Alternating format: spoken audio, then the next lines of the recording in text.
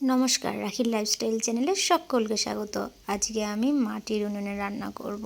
তার জন্য হাঁড়ি কড়াই এগুলো তো কাদা লাগাতে হবে।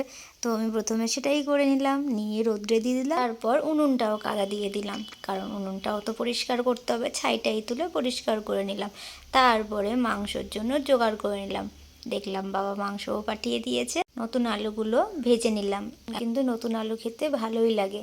আর আলুর দমের সাইজের মতন আলুগুলো, তাই অনেকটাই আলু নিয়েছি, কারণ মাংসতে আলু ছাড়া তো ভালো লাগবে না। তাই কিছুটা আলু ভেজে তুলে নেব। তার কিছুটা সর্ষের তেল আবার ওই তেলের মধ্যেই দিয়ে দিয়েছি, দিয়ে গোটা গরম মশলা ফোড়ন দিয়েছি। তারপর তাতে পেঁয়াজ কুচি, আদা বাটা, রসুন বাটা, জিরে বাটা, লঙ্কা বাটা এগুলো দিয়ে কিছুক্ষণ কষাবো।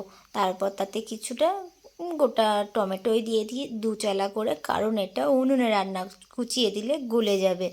তারপর তাতে মাটনটা দিয়ে দেবো। মাটনটা দিয়ে অনেকক্ষণ ধরে জল দিয়ে দিয়ে ধৈর্য সহকারে কষাতে থাকবো, কারণ সেখানেই তো টুইস্ট। যত মশলা কষাবে তত মাংস বলো, যে কোনো রান্না বলো, তার টেস্ট খুলবে।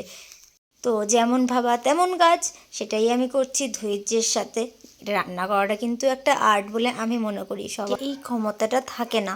আর আজকে তো সানডেতে একটু ভালো মন্দ তো সবাই খায়। তো সেই কারণে আমিও আজকে মটনই রান্না করছি। চিকেনটা আগের সপ্তাহে করেছিলাম, সেটা আমি আপনাদের সাথে শেয়ারও করেছি। অন্য রান্নাটা কিন্তু আমি উনুনে করব না, কিছুক্ষণ কষিয়ে নিয়ে যখন এবারে আমি জল দেব, জল দেওয়ার সময় আমি নামিয়ে নেব, নিয়ে ভাতটা বসিয়ে দেবো। কারণ এটা আমি প্রেশার কুকারে সিটি মারবো, দুটো সিটি মারলেই তারপরে ওটা ভাবে মাটনে দুটো সিটি মারলেই ঠিক আছে। ওটাও আমি একসাথে দিয়ে দেবো, কারণ তিনটে সিটি মারলে আলুটাও গলে যাবে, সেটাও মাথায় রাখতে হবে। আর মাটন একটু একটু শক্ত ভালো লাগে, বেশি নরম হয়ে গেলেও টেস্টটা থাকে না। তাই জন্য আমি দুটোই সিটি মারবো। আমি ভিডিও বানাতে ভালোবাসি, তাই ভিডিও আমি বানাই। জানি না কতটা ভালো বানাতে পারি, আমার অত ডেকোরেশন করারও টাইম নেই। আমি যেরকমভাবেই থাকি, যেরকম আমার বাড়ি আমার ঘর, আমি সেভাবেই ভিডিও বানাতে চাই, আপনাদের সামনে তুলে ধরতে চাই। আমার দৈনন্দিন জীবন আমি সেটাই তুলে ধরতে চাই। আমি এক্সট্রা কিছু নতুন করে বা বানিয়ে আমি বলতেও চাই না, আমি দেখাতেও চাই না।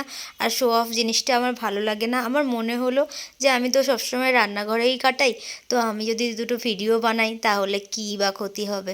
আর ফোনটা তো সেই পড়েই থাকে, ফোনটা দিয়েই আমি নর্মাল ক্যামেরাতেই বানাই, আর সেটাই এডিট করে ছাড়ি। আজকে এই পর্যন্ত।